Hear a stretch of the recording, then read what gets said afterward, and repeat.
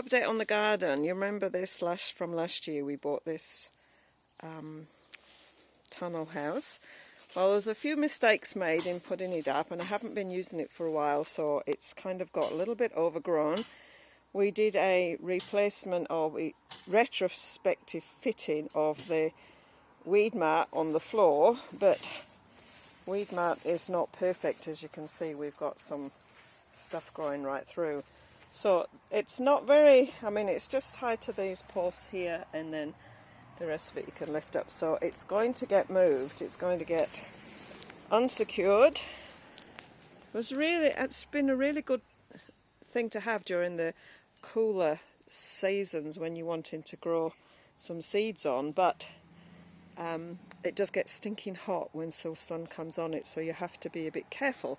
So it's going to go over here where the chickens, the little chicks were, and it will have a bit of protection from the house here, and it will face out that way, so I'll be able to get into it quite easily. I tend to do a lot of my sowing of seeds on that table, and then I'll be able to come straight out, and the shade house will be right here.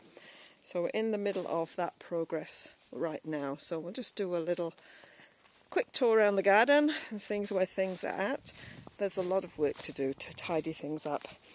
The rhubarb, we had some rhubarb off the other day, and we've got quite a bit of rhubarb. Can you see that guy there? I don't know whether I got him on the camera, he's disappeared. I emptied out these water things because they had lots of snails collected in them. I actually wanted these higher, but we didn't quite get around to that job, and that one's a bit awkward to tip out. I need Grant to help me do that. So we're going to rehash that journey, and this area, whole area, needs to tidy up. But we had a little bit of a disaster because I had fruit trees, not trees, bushes. It's boysenberry growing here. I had quite a few of them. Some of them I moved already, but these were being protected by these cages to stop the alpacas from eating them. And Grant brought the bike around the other day, if you saw the post, to bring some soil to the new beds, and he ran over them. So he ran straight over the cages. Fortunately, the plants just got kind of pushed into the ground. They've had such a hard start, these guys. Like, they've been eaten a few times by the alpacas, and then they just get run over by a bike. So that's just their life so far. So this is the kumara and pumpkin patch. The kumara is going wild. I think there's a few months before that we'll be ready to harvest. And we've got 3 of these pumpkins in amongst all that pumpkin stuff. But I can see that there's another one. I don't know if you can see it there on camera. Another one starting there. And Mr. Wasp is doing his pollinating thing inside that one, or Mr. Bee. But we've just got boy flowers. We need girl flowers and boy flowers. So at the moment, I think we've just got girl flowers. Come on, pumpkin. Boy flowers. Need some girl flowers. So these 2 beds got planted up with the spring onions and the leeks. I still haven't got round to putting the onions in that 3rd one, so another job to do, and tidy up the pathways in between.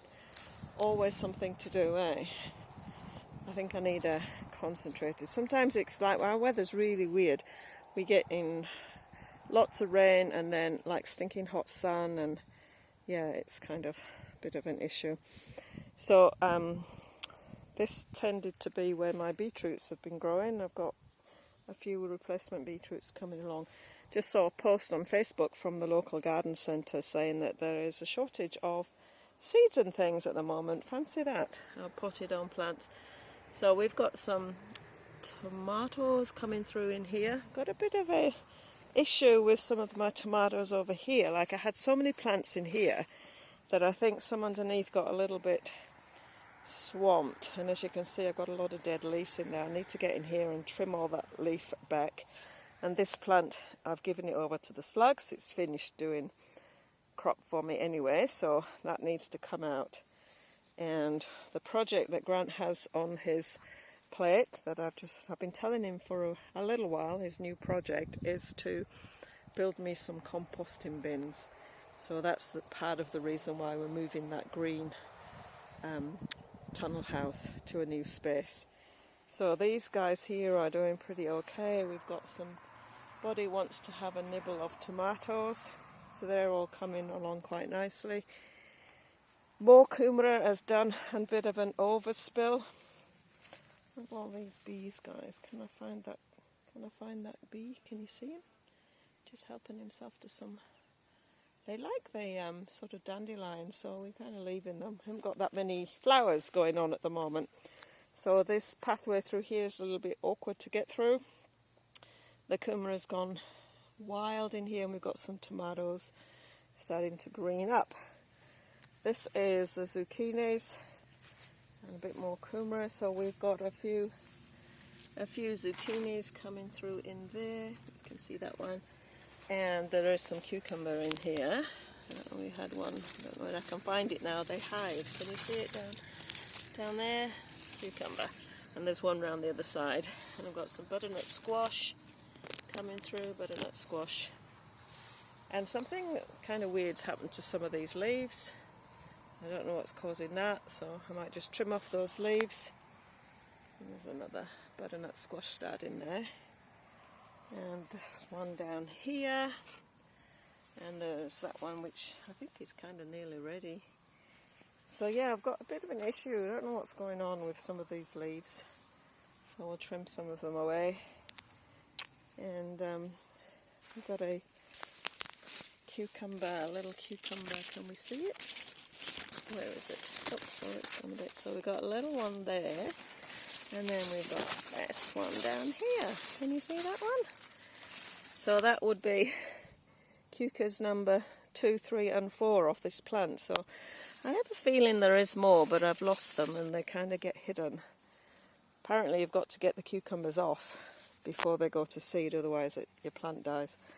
So this is the cucumber, and there's lots of kind of green stuff happening. Oh no, that's the butternut squash. It's kind of come over this side a little. So yeah, kumara, and we've got starting to see some of the tomatoes getting red, getting slightly red in there. But there's lots of, I'm just letting stuff do its thing really. There's lots of grasses, and you're probably a weed, but anyway, we'll leave you there for now. A bit too tidied up. So yeah, I've got to put these, and I've got there's quite a lot of weedy stuff going on in these beds previously anyway, and some of those is kind of resurrecting themselves. But if I'm diligent to pull them out while they're small and I get that path between sorted, hopefully they'll not get too established like they were before. I've got this dock that's been in this corner has started sprouting up again. And yeah, there's a bit more, winter will bring some more housekeeping around the place. So we've got a few tomatoes yellowing and greening up. This is the yellow tomato tree brush, and there's some obviously red ones coming through as well. So they're all, these black ones have been a bit of a waste, I think. I don't know, once they start to go red on the bottom, I think that's when they're ripe, but before they get to that stage, somebody finds them and starts to eat them. So most of these go into the hens will eat them. Oh, I've got some ready ones down there, or I miss them and they go rotten. So we probably won't buy that brand again. That was purple tomato cocktail. They weren't very cocktaily. They're quite big. I don't really call that a cocktail tomato. And these guys here, I think there's a beefsteak in here. But yeah, I do pull them off with it before they've gone completely red. And then we get to eat them and not the other livestock that we've got growing in the garden. So there's, I think we're going to see some of these ready to pull off pretty soon. And they, yeah, we're coming into our winter, well no, not winter, autumn, sorry, autumn now.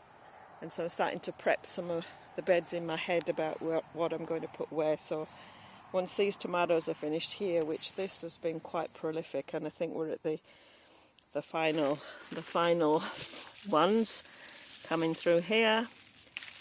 So we got the final tomatoes coming through. There's quite a few I'll pull off here today. And then once these plants are finished, I'm going to put peas in here. Strawberries are having another flush coming through. You can see that the strawberries are doing quite well. Keep picking a few off every day. These in these boxes here are all new plants that have come off the ones that were in the white baskets. So there's heaps, but I guess they don't flower straight away and give a berry. But those are next year's strawberries, I guess. So they've been quite prolific, really. And so we're going to have peas. I'm going to have another go at trying to get some peas. Not been terribly successful with peas. The red cabbage is coming out. Nobody likes the red cabbage. And we're going to put brassicas in here. I've got, we took the head off that one and ate that the other day, and we've got some small heads coming. So they haven't grown wonderfully well in the baths. Like, I had bigger heads off my other plants in the beds, but we've had some slugs going. I think these are mostly cabbage white caterpillars that have done the nibbling up here, but we haven't had the slug invasion that we had in the beds down there. And we got a bit of a cabbage head going on in there, but everybody just turns their nose up at red cabbage. So we won't grow that again, and I'll donate the seeds to somebody that likes red cabbage. And these, I mean, this has gone to seed. This was either cauliflower or broccoli flower, and I've just left it because I haven't got anything to put behind. I've got some flowers there. So again, these guys have kind of just gone to seed. They've obviously struggled a little bit in this space that they had. So we're going to try again. I think I might put some carrots in the baths. Carrots did quite well. And we got a bit of lettuce to eat with our tomatoes. We can have a lettuce and tomato sandwich for lunch. Maybe not very big. Maybe well, I'll have a tomato sandwich, but not with lettuce. And the beans didn't like being in the bath either. So there's all kind of learning curves that the things don't like it in baths. And I don't know what you are. You started to do your own thing. I think you set some growth out. Interesting thing, when I've chopped some of these out, they've started again. Like, these were the hospital ones that were getting kind of slugged, and I chopped this is sprouts. I chopped it off because it wasn't really doing anything, and look and behold, it started to try and grow again. So I'll just leave it. I've put some over there by the beds and left the plant that's in them. Most of them are regrown themselves, and they can just be offerings to the slugs, and you just have to deal with them as they come along. I think now that there's more in the garden, there's more to share around, whereas at first, when the slugs were decimating everything, I was a bit disappointed. So yeah, broccoli, cauliflower and normal green cabbage is what I'll put in some of these baths, and some carrots. Like, the carrots did actually quite well in these baths. So did the onions. I've got a few onions in here, but I'll leave these to do their thing. And got some flowers. I don't know, I've forgotten what they were. Somebody into flowers. They're probably going to get really big and I'm totally in the wrong place, but that's what you do.